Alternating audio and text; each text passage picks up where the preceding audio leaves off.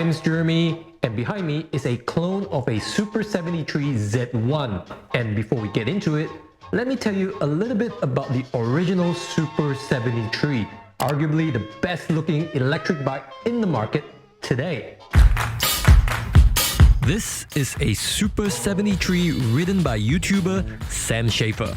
And when you're riding a Super73, you'll immediately feel like you're the coolest kid on the block. And that's because a Super73 electric bike doesn't look anything like a traditional bicycle. The design of the Super73 more closely resembles the shape of a motorcycle, more specifically, a cafe racer. And if Steve McQueen was still alive today, the king of cool himself will most likely have a few of these in his garage. Now, if you live in America, this top-of-the-range RX model will set you back $3,500. While the entry-level Z model will set you back $1,400. However, if you live anywhere else on this planet, say for example, I don't know, Australia, then these beautiful machines will cost you 20 to 50% more than the US pricing. What? Now, we were reluctant to fork over our hard-earned cash for one of these, so we looked to the land of the fakes to see if we can find a cheaper alternative.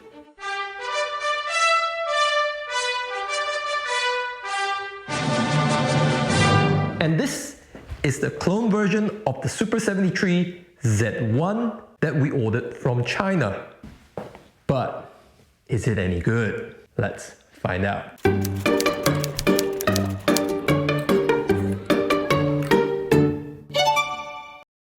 Now, in terms of design, this clone looks almost identical to the entry-level Super73 Z1.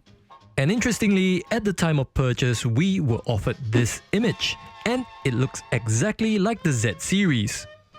However, this is the final product that arrived. And the first thing that you'll notice is that the frame is massively thicker, and the front fork is bigger too. And while it may look like it's housing some kind of suspension in there, there isn't any. I really don't mind the bigger frame and the larger fork. I think it makes it look a lot meaner than the original. The main thing here is that it retains a lot of that cafe racer look that made it so desirable in the first place. The wheels, however, are only 16 inches instead of the 20 inches on the original. The wheels does have some kind of knobbly patterns on them, which might make you think that they are suited for off-road riding. But from our experience, you're better off sticking to the road and tarmac.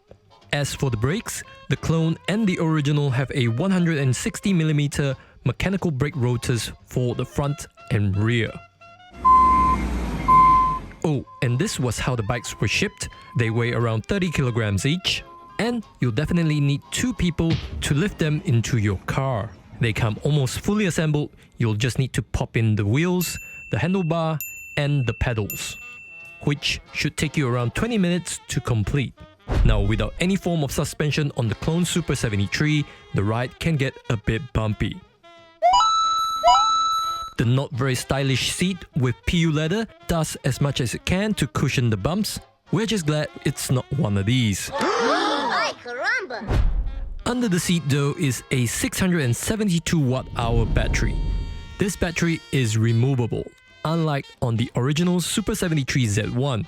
And this means you don't have to push your 30kg bike close to a power source just to get it charged. Charging the battery from 0 to full takes 5 to 6 hours using this 2-amp charger. We've been able to get 25 to 35 kilometers ride on a full charge. A lot less if we rode it fully on electric. And we can ride it fully on electric because on the clone Super73, there is a thumb throttle.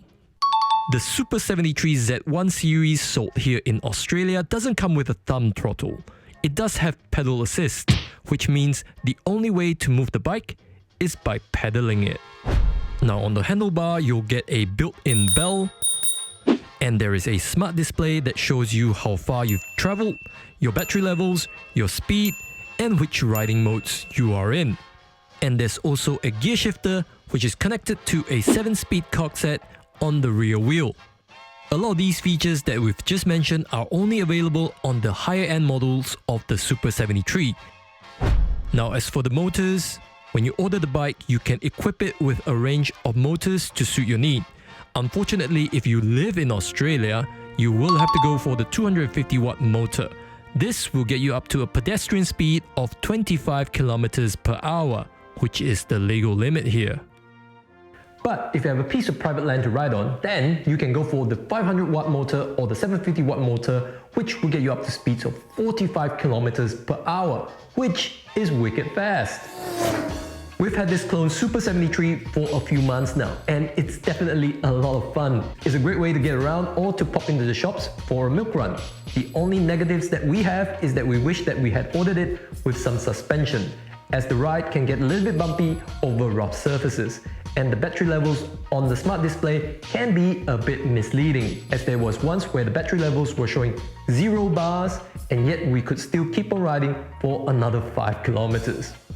Overall, we think this Clone Super73 is definitely as good as the real McCoy, and it comes jam-packed with a lot more extra features like the gears, the throttle, the smart display, and a larger battery that is also removable. And considering that this costs 40% less than a Super73 Z1 sold here in Australia, this is a bargain.